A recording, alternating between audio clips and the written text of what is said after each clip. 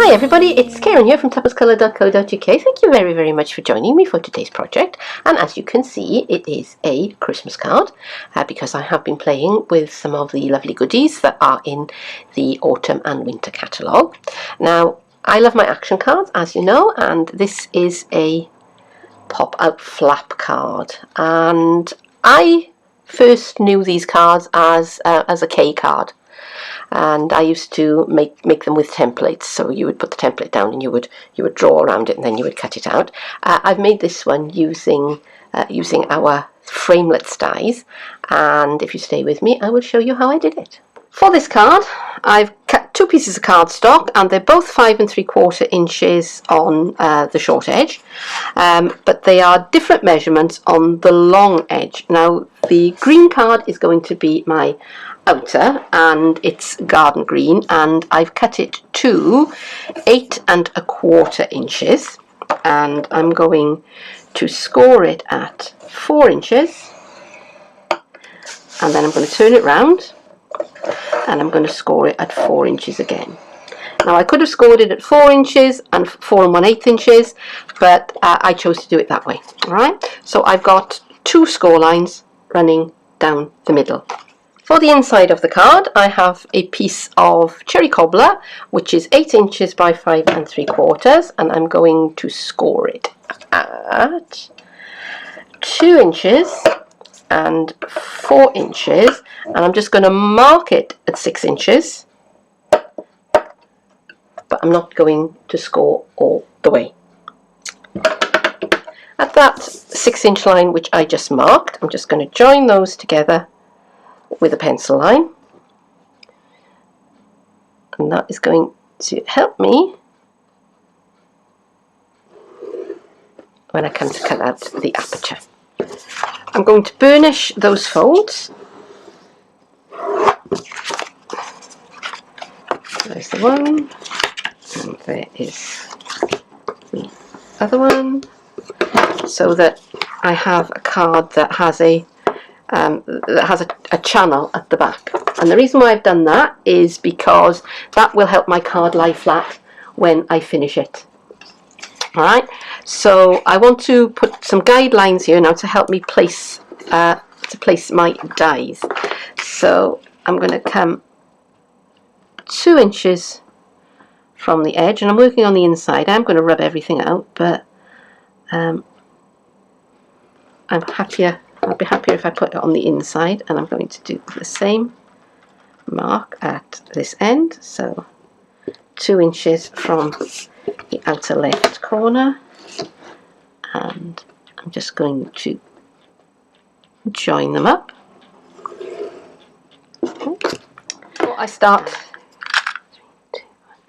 One more thing before I start chopping into my card, I'm going to put my piece of DSP, which is from the This Christmas specialty set, and I'm just going to put some slate onto the back of that, and I'm going to place this on the front of my card, and I'm taking care to make sure that I have it all level.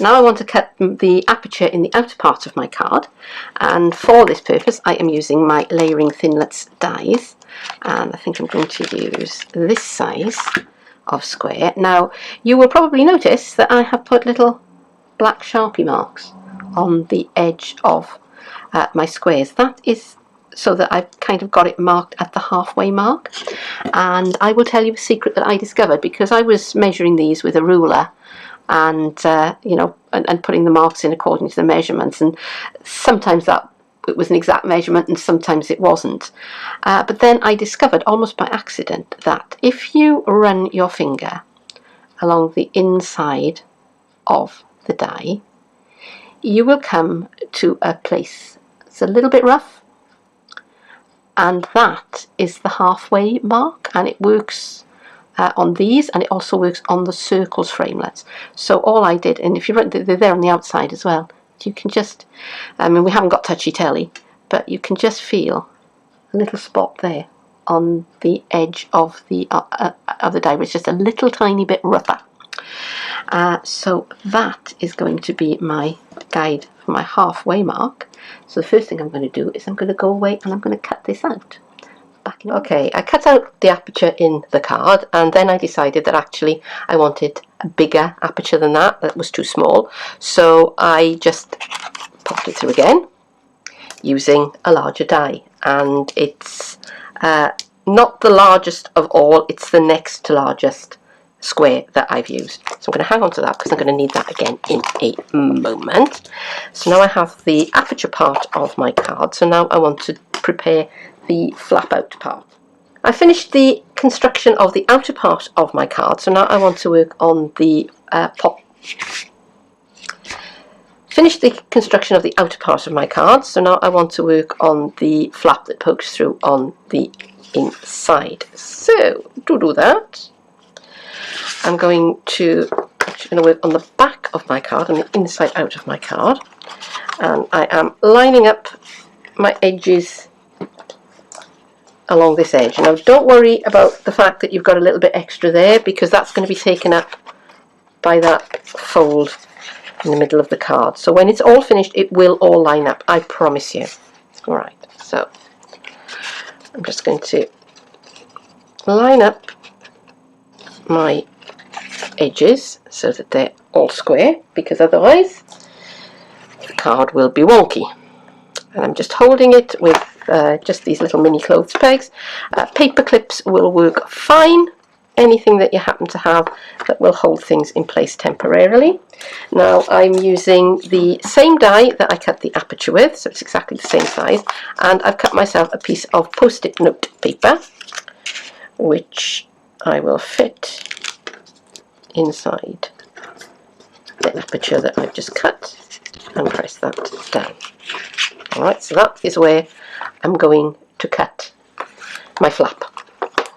So I can take those pieces away and put that on one side. Just make sure that that's down. So back with my die, line it up with the mark that I made, and I have some low tack tape here because I do not want this die moving around. I want it to be in exactly the right place. So I'm just going to hold that down. So this is very, very low tack tape, and this part is not going to have any pressure put on it at all, so I'm not worried about using so much of it. Okay, to cut just this flat part, I have my Sizzix platform with my cutting plate, and I'm going to put my card on top of it, and I'm going to line that up actually with the edge of the cutting plate, so I'll make sure that everything is nice and square. And it probably won't hurt actually to pin this down with a little bit more, with a little bit of tape. Alright, so just to stop it getting ideas above its station and wiggling around. Right, now, if I just put my cutting plate on top as I normally would, what will happen is that I will cut out another aperture. Alright, I do not want that. Now, once upon a time, Sizzix used to sell, and maybe still do sell, sort of like half-size plates that are called on the edge, and if you've got hold of one of those, that would be perfect. I actually do have some, but I can't lay my hands on them at the moment, and besides which, Stampin' Up don't carry them, so I'm not going to use them here. So what I am going to do is I'm going to take my top plate, and I'm just going to line it up with that pencil line, and then I'm going to run that through my Big Shot, just as far as there. So only bit that gets any pressure put on it is going to be this side. Now it's a bit of a fiddly thing to do because that wobbles up and down as you're trying to put it through the Big Shot. So what I have discovered is that if I take something that's about the size of this roll of tape and I put that on the on the actual base of the Big Shot, all right, that will support that part of the platform and stop it wobbling around quite so much. So that is what I'm going to do, and I'll be back in a second. And I'm back. And there it is. So, moment of truth. Let's pull off the masking tape. The low adhesive tape. Low tack tape. Can't think what it's called today. Brain isn't working. Okay, and let me take away my sticky. And now I have an aperture. And if I bring back my Simply Scored, I don't have an aperture at all, I have a flap. I'm just going to line up my pencil line with the 6-inch mark here. And I'm just going to score up as far as the flap, and that, provided I fold it the right way, will give me my aperture to go into my card. So now I'm ready to assemble the card. So I have my 2 pieces, and I've folded this one so that I have valley fold, mountain fold, valley fold, and my pencil marks are on the other side of the card here, and I've applied tear and tape to the edges. And I'm going to start by partly removing the tear and tape from this edge of the card, and I am just going to line that up very, very carefully. Alright, because this is what will make or break your card. If it's not square, it will just be a mess. Okay, so I'm happy with that. Pull away the tear and tape and just gently press it closed. So I've also got tear and tape on the inside pieces here, and if I fold everything back, I can just get to the lining paper. Just pull that off and just gently press that down, and that should now pop through my aperture, and it does. Okay, so this side is a little bit easier because all I'm going to do is remove the tear and tape and partly remove it off this bit, so I will give myself a bit of wiggle time. And I am just going to close up my card edge to edge, just like that. Press down, pull away, and that is my constructed K card. I want to do a bit of work decorating the front of the card now, and I have cut a frame using the same size square from the Layering Squares framelets, and I used the largest of the scalloped edged squares, and that is going to make me a frame. So I have my Tombow here, and I don't want to go mad with the adhesive. I just want a few spots just to hold it in place, because the last thing that I want is to get spots of the adhesive on the moving parts, as it were, of my cake card. So just a little there, and just going to line it all up neatly as I can and press that down as carefully as I can. And my paper has decided to curl up on me. There we go. Now I have got some spots of adhesive on my outer surface, but you know what, I have an adhesive eraser, and I will come along with that when everything's finished and make that all nice and neat and tidy. Alright, so is that still working? Let's check at every point. Yeah. Now, do you remember when I cut the aperture too small in the beginning? Well, this is the piece of card that I cut out, and I've cut a piece of the This Christmas DSP, the music notes one, because that's my favourite, and I cut that, I think it was about 2.5 inches or 2 3/4 of an inch square, but I just cut it to fit inside the frame, and I'm going to put that onto the front of my card. And since I have the Tombow handy, I'll use that. But You know what? Snail would have been absolutely fine for this. Now when I'm putting it down, I want to make sure it's going the right way up, and my little rests, can you see, are pointing that way. Because if they're pointing that way, that's wrong. So they need to be like that, okay? Because that is upside down. And if you don't read music, it can be hard sometimes to tell which way those little blobs are going. But, if you can't read music and you give a card to somebody who can read music and the blobs are upside down, trust me, they are going to notice. It's one of those things that, you know, it's like the letters of the alphabet being upside down. If you read music, you will know. You just know that. Okay, let's just straighten this out. There we are. And that's starting to look really quite attractive, I think. Okay, so a bit more decoration. I have stamped and cut out these two bells on gold foil, and I've got Tombow all over my fingers, so excuse me while I quickly rub that off. And I have used, where does it come here?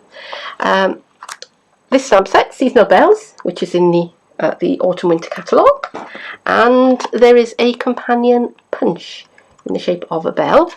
So I've got to use my gold foil paper and gold embossing powder, heat embossing, and I have just created myself a couple of bells. I used, which pattern did I use? I used that pattern, which I think could be a more of a all-purpose wedding one, because it does come with, you know, best wishes as the wedding bells ring, as a sentiment, as well as season's greetings and happy Christmas. So this is a very nice die set that will be for sort of Christmas and beyond, if you like. Okay, so this bell is going to be on the bottom, and I can see that actually the embossing isn't the best that it could ever have been, because I was doing this in the evening in the dark. But do you know what, for the purposes of this demonstration, you can just go ahead and just do it properly. Okay, so the top bell, we'll have some dimensionals, just because we can, because we haven't used them so far, and we have to have dimensionals in a demonstration because it is the law. It has to happen. Actually, fortunately they are quite forgiving, because I don't want that bell going over the edge of the frame there, because otherwise it will foul the mechanism. Okay, so how are we doing? Nearly done, I think. Very nearly done. Okay, we're very nearly finished now, and I just want to add a sentiment to the front of the card, and I'm using the Season's Greetings from Seasonal Bells, and it's already mounted up on my block, and I have my little scrap of Very Vanilla card, which has seen better days, but that's why we keep these little scraps, and cherry cobbler ink. So I'm just going to ink up my stamp, put a light tapping, and count 1, 2, 3, 4, 5. Now, I'm not bothered about it being particularly straight on my card, because I'm going to cut that out in just a moment. But my stamping is nice and clear. I'm just going to wipe off my stamp. I'll clean it properly later, and yeah. Why I can't use cherry cobbler ink without getting it all over myself. So I'm just going to wipe my fingers off with this convenient baby wipe. Okay, get my snips, and I'm just going to just cut this out, kind of just sort of following the shape of it.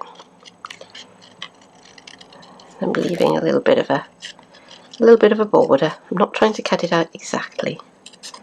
I'm just following the shape. And just come in from this end, so that I get this banner shape. And I'm just going to round off the end there. The same thing on this side.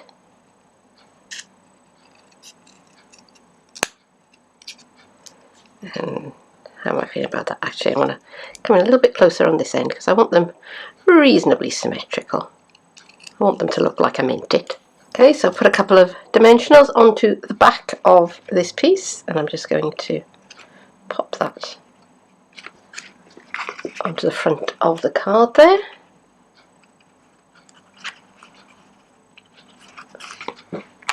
There we are. I'm going to put one last little bit of decoration onto this card, and I'm going to tie a bow using cherry cobbler baker's twine and the gold baker's twine, which is really lush. And it comes in a triple pack along with garden green. But today I'm just going to use the gold and the cherry cobbler. So I'm going to take the two strands together, and I'm going to try, without a safety net, and tie a bow. And that is an enormous bow, it's way too big. So I'm just going to pull that together, and this one, and I'm looping my fingers into the loop so that they stay reasonably even. I'll get my big sausage fingers out of the way of that. Okay, and I think that's about the size I want it to be. So let me snip off my ends here and cut away the excess piece here. And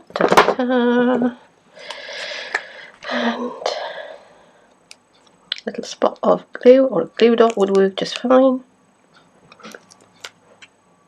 Right, I've just stopped there because we had some very loud noises off, so I'm just going to put a little spot of Tombow into the middle of the bell there, and I'm just going to prop my bow down, and that I think is it for the front of this card.